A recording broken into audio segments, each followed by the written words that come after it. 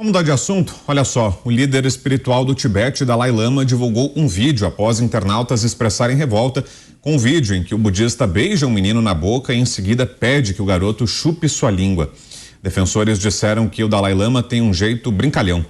Durante uma palestra realizada em 2015 na Universidade de Calcutá, na Índia, Dalai Lama Tenzin Gyatso disse ser marxista no que diz respeito às crenças sociopolíticas. Segundo o líder religioso tibetano, o marxismo é um ideário que ajuda a combater a desigualdade social. Você, Mota?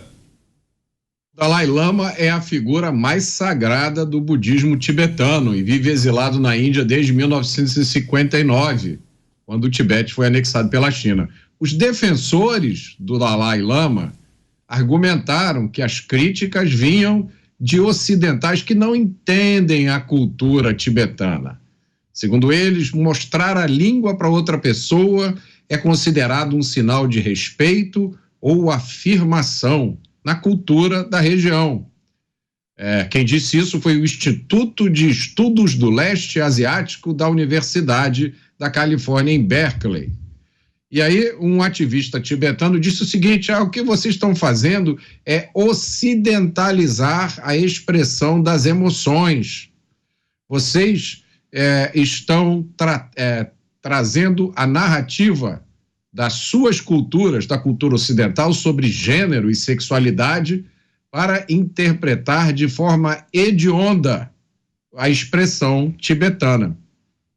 Essa, meus amigos, é a mesma crítica, é a mesma narrativa usada para justificar inúmeros comportamentos bárbaros de outras sociedades. Quando você critica esses comportamentos, aí os ativistas vêm e dizem: é da cultura deles. Você não pode trazer a sua moral ocidental, cristã, para julgar o comportamento de outros povos. É lógico que isso é um absurdo. Eu vou dar só um exemplo. Há alguns anos atrás, eu discutia com amigos sobre a colonização espanhola no México.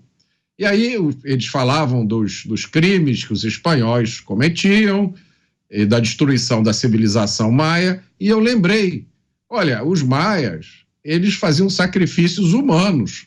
Então, pelo menos essa parte da cultura, né, esse hábito, não foi de todo ruim que ele tivesse desaparecido. E aí essas pessoas que discutiam comigo começaram a argumentar: mas isso era parte da cultura deles. Você não tem o direito de criticar os sacrifícios humanos que os maias faziam. Meus amigos, a minha opinião é clara. Algumas coisas são certas e outras são erradas, independente do local e da época, especialmente quando se trata de misturar sexo com crianças. Diga, Dantas.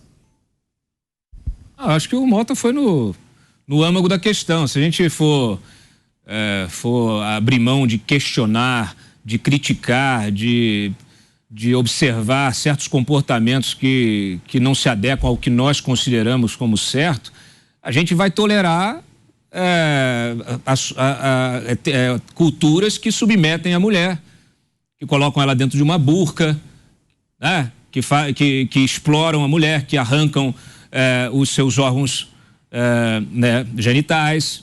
A gente vai ter de tolerar todo tipo de barbaridade que se espalha pelo mundo. E tudo é justificável culturalmente, né? Então, assim, é brincadeira. Eu vi alguns sites publicando essa matéria com um nível de imprecisão absurda, porque desconhecem, ao mesmo tempo não querem parecer críticos, e aí fica com esse melindre de tratar as coisas como elas são. Não tem razão, não tem nada que explique. É igual lá, né? Você tem países em que o sujeito pega uma criança de 12 anos para casar, de 7 anos para casar. Tá certo isso? Na cultura deles pode estar. Mas assim, eu não tenho que concordar com isso. Aliás, eu discordo profundamente disso. Como acho uma barbaridade um líder religioso, com a proeminência que ele tem, beijar na boca uma criança, que não é, sabe, botar a língua para fora, beijar, sei lá, encostar a língua na língua do rapaz, do menino. É um negócio assim, eu vou falar para vocês, não tem as coisas estão saindo do controle, sei lá. Você, Zé? Olha, o Dalai Lama é um cargo importantíssimo, né? É bom lembrar que não se trata de uma pessoa, mas de um cargo e a autoridade máxima, né, do budismo é como se fosse a reencarnação de Buda no mundo. Tem lá as suas culturas, eu tenho o maior respeito por todas as culturas e religiões. Hoje é o Tenzin Gyatso, que é o Dalai Lama, né?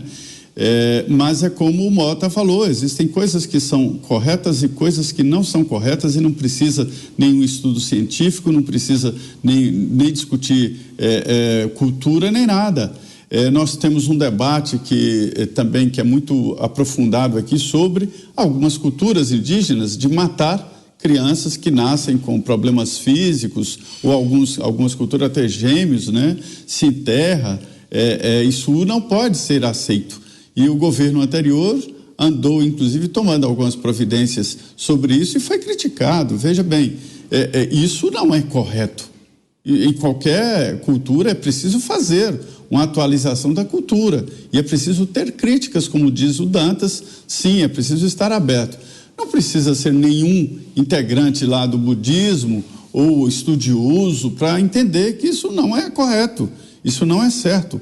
Essa criança, ela vai ficar traumatizada. Isso é um assédio, e um assédio público. Então, precisava que o budismo, né, que tem uma representação imensa no mundo inteiro, viesse a público exatamente dizer o que aconteceu. Porque, do contrário, pode-se dizer que em algumas culturas o estupro é uma cultura, que o roubo é generalizado e assim por diante. Isso não é sociedade.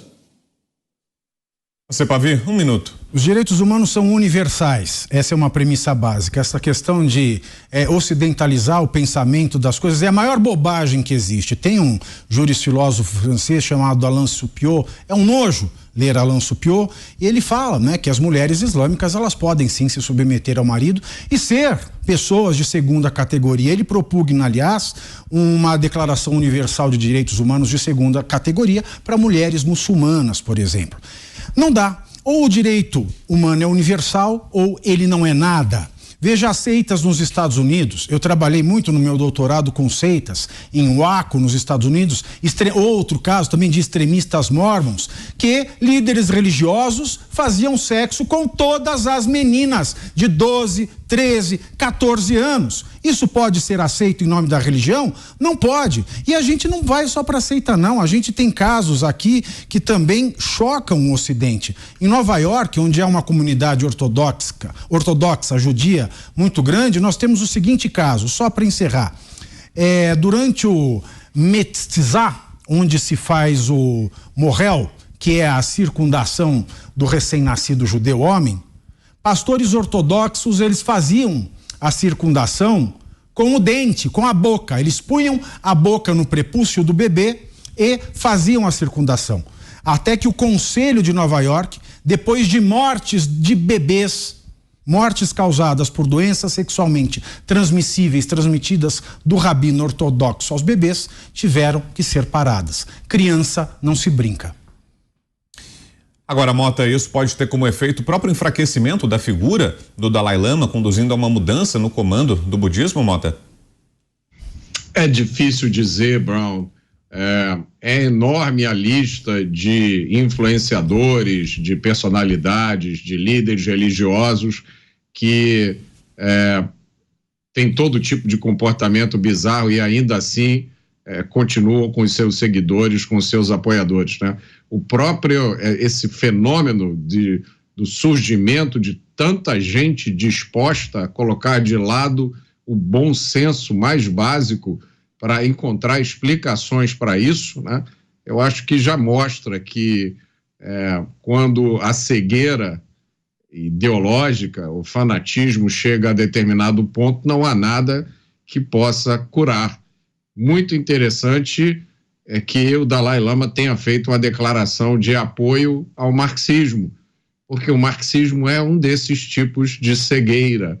Você pode apresentar uma conta de dezenas de milhões de mortos que o marxista não deixa que a sua fé seja abalada. Eu acho que são casos bastante similares. E você, Dantas, acha que de alguma forma isso abala a estrutura da liderança da religião budista, Dantas? Eu não sei, acho que eles estão tão isolados que é diferente, né? Por exemplo, dos escândalos sexuais na Igreja Católica, que também foram abafados durante muito tempo e que espirraram ali na gestão do Bento XVI e deixaram uma mácula na Igreja Católica, né? São vários os escândalos, casos de pedofilia nos Estados Unidos, aqui no Brasil, né? Lá mesmo, né? Em Roma, dentro ali no Vaticano. Olha, infelizmente, não tem jeito. Esse tipo de situação, claro que eu estou falando de uma situação já de uma gravidade ainda maior, ímpar, né? E que foi submetida a processo, a investigação, uma série de coisas. Não me parece que eles tenham, na cultura ali do budismo, que eles tenham, sei lá, qualquer tipo de ouvidoria, né? Ou de controle, né? do líder espiritual, do papel do líder espiritual. Se eles resolverem tomar alguma decisão em função de repercussão negativa, muito provavelmente nós não teremos nem acesso a isso, não saberemos exatamente. Daqui a pouco eles vão em busca de um novo garoto, de um novo menino que represente essa liderança espiritual, que é assim que eles fazem as substituições. Mas não me parece, não via nenhuma reação na imprensa internacional nesse sentido, nenhuma informação que demonstre uma reação interna, né? Uma avaliação interna, além do pedido ali de desculpas de que foi mal interpretado, etc. e tal. Olha, o desconforto, ele é patente. Inclusive, o próprio menino, você vê, ele aí, a gente reproduziu o vídeo, o pessoal do chat aqui ficou até... sabe, com nojo, naturalmente todos nós ficamos, nós temos que noticiar, infelizmente, mas você vê pelo comportamento, pela expressão corporal do menino, que isso não é normal. Ele vai para trás, né, na hora que ele coloca a língua para fora, ele tá numa situação que ela não é confortável, né? Então, naturalmente. Então não dá para normalizar também isso, né? A gente está realmente chegando a níveis de tolerância com o abuso, com o crime que realmente parece que a humanidade se perdeu, né? Se perdeu, falhou miseravelmente e, enfim, se as nossas vozes não forem ouvidas, elas não se somarem para que a gente consiga realinhar, né, essa civilização, cada um a partir da sua própria comunidade, a partir da sua própria sociedade,